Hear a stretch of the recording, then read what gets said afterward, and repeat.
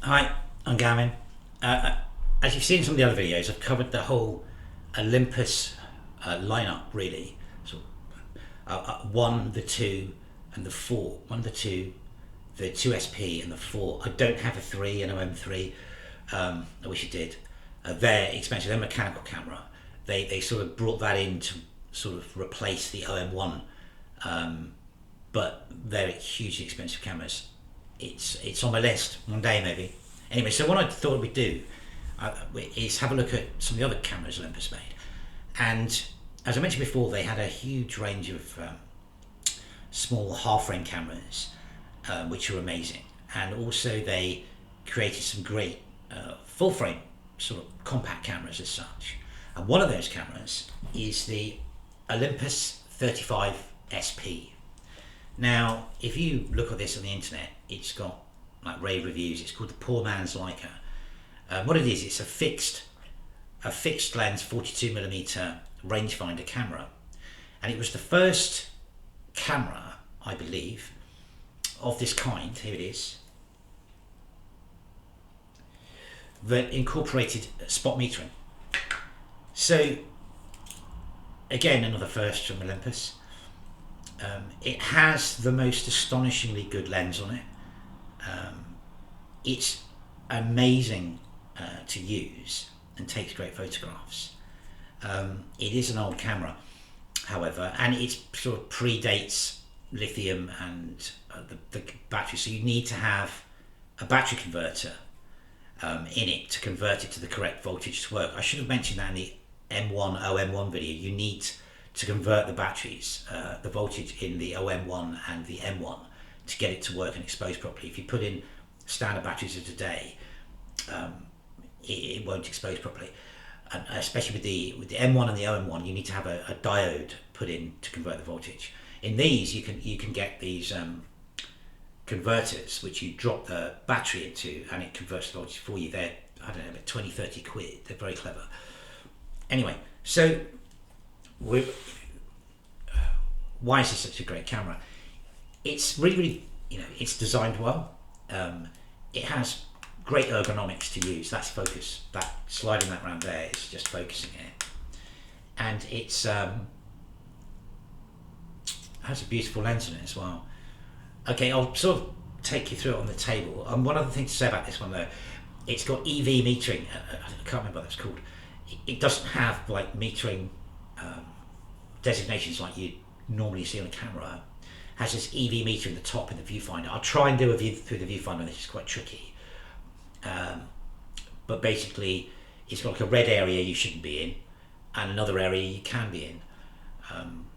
It's got, I think, I can't remember the shot. I don't really go into the huge technical details about shutter speeds, but it's sort of, you can cope with pretty much anything. Anyway, let's have a look on the table, and then I'll come back and I'll finish off.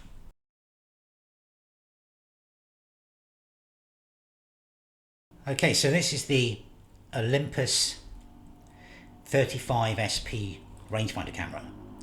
Really basic across the top. Rewind, shutter, crank, and then you've got your frame counter there.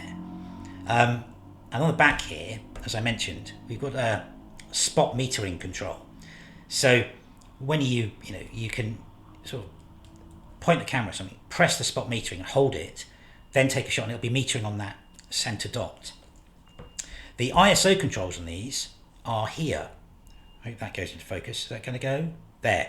So you move this small dial around, match it up with a line, and that's how you set your ISO on the camera. It's over there, nothing on the other side.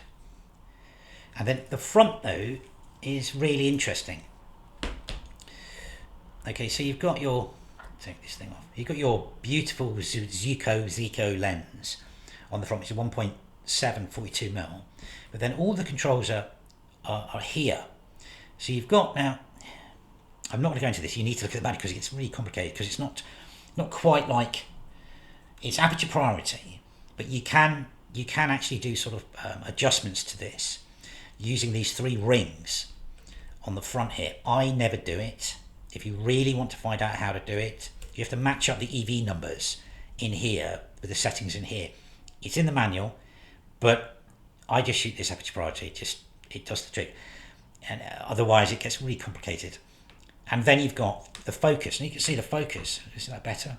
Really short throw for focus from infinity to its minimum focal distance. Really handy. So when you use it, it's really, you just move it. You see that properly? There we go. Your fingers, it's very natural. Again, great ergonomics from Olympus. You've got your rangefinder window, and here is the meter here. And this is the thing you need to keep covered, as you know, as it's got battery drain. So there you go. Great little camera. Really, really good pictures from this.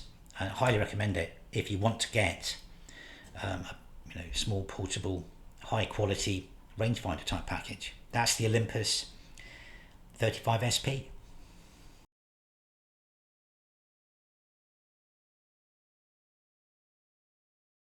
A few things to say about this if you buy one. Okay, there's a thing in here. There's the mirror system. The way that the viewfinder works, it's like a yellow box that you, as you adjust this, the yellow box comes together to bring you into focus. Now, unfortunately, this doesn't age well, and it's completely unrepairable. So whenever you see these, what happens is the patch fades, the rangefinder patch fades, and you just can't focus. I mean, I've got another one in a box that there are ways to extend the life where you can put a slight blue gel over the viewfinder port, which will bring back some of the yellow, but they'll go in the end. So the big problem with buying these is you can't see that before you get it. So the camera can be put up there as fully functional, amazing, but make sure you check to see if in the description it says that the viewfinder port, the rangefinder, ask that question, can you see the rangefinder patch properly? Because literally it becomes useless. You can't focus the camera at all without that patch. And they slowly do erode, and there's no way to fix them. The other thing about these cameras, which you may not know, is they meter all the time. So they never turn off. So what you need to do, and I was really fortunate to get this, I've got one of the original cases for the camera, and it just slots on the bottom. These came with the originals when they came out. You screw it in, and then pop this over the front. Pops there, and it sits in its case. Now, you see that properly? I mean, they're leather, and they've probably been eroded and destroyed over the years. I don't know how I managed to get one with a proper case. Someone's actually really looked after this one.